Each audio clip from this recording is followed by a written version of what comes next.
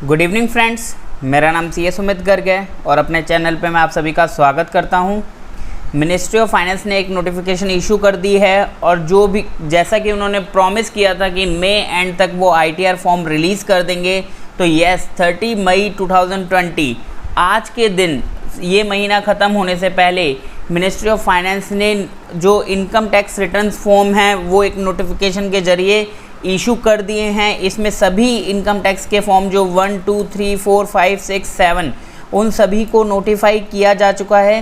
तो आइए देखते हैं नोटिफिकेशन में क्या लिखा हुआ है।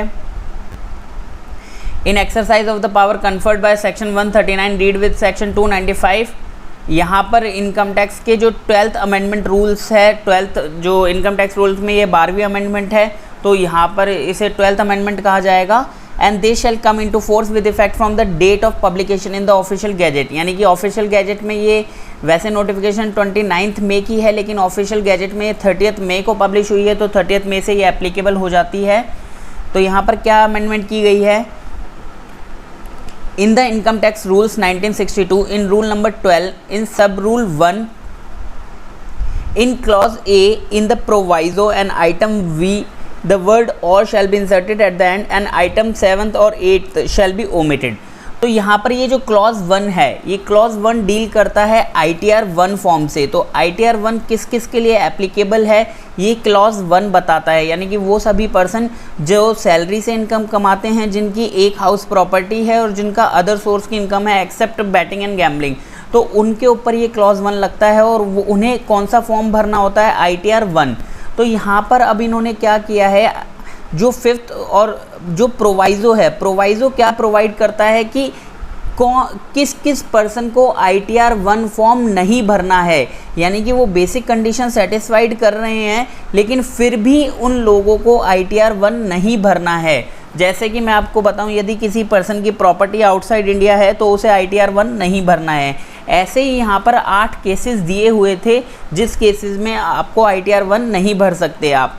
उसमें 5th के आगे और वर्ड लगा दिया है, यानी कि 5th और 6th लास्ट कर दिया है। जो उनके 7th और 8th नंबर के प्रोवाइज़ो में पॉइंट्स से उनको ओमिट कर दिया गया है। यानी कि अब 7th और 8th वाले पर्सन जो कि पहले ITR 1 नहीं भर पा रहे थे, अब वो भी ITR 1 भर सकते हैं। तो 7th नंबर के पॉइंट में कौन से पर्सन आते हैं? जो कि जॉइंट प्रॉपर्टी होल्ड करते हैं। पहले अगर कोई पर्सन जॉइंटली प्रॉपर्टी होल्ड करता था 2 या 2 से अधिक व्यक्ति के साथ, वो ITR 1 नहीं भर सकता था। लेकिन अब ये पॉइंट डिलीट कर दिया गया है, यानी कि प्रोवाइसो से उससे निकाल दिया गया है और अब वो ITR 1 भर सकता है।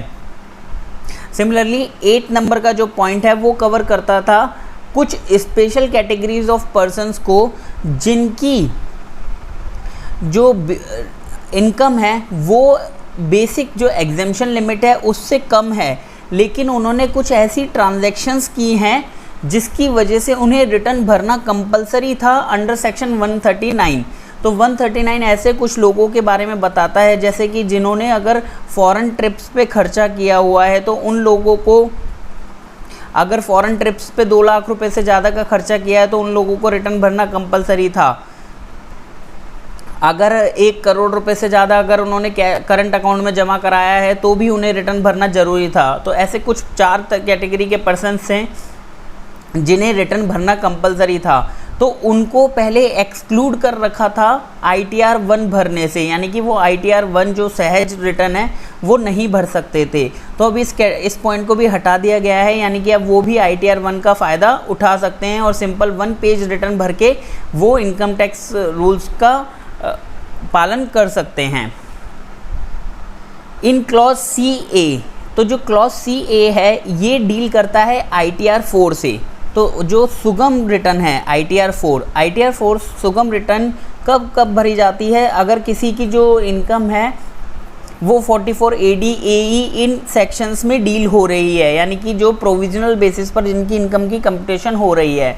तो इसमें भी प्रोवाइज़ो था और काफ़ी सारे बंदों को बताया गया था कि इन्हें ITR 4 नहीं भरना है। उसमें से भी 6th पॉइंट को हटा दिया गया है और 6 पॉइंट उसी पर्सन के रिगार्डिंग है जो कि जॉइंट प्रॉपर्टी होल्ड करता था। यानी कि अब जॉइंट प्रॉपर्टी होल्ड करने वालों को ITR 1 और ITR 4 भरना अलाउ कर दिया है। And second, in appendix second the forms has been notified. जो ये 213 पेज की अमेंडमेंट है, यहाँ पर ये सारे फॉर्म्स नोटिफाइड कर दिए हैं। इसमें जो भी चेंजेस होंगे मैं कल की वीडियो में इसको बता दूंगा। Thank you so much.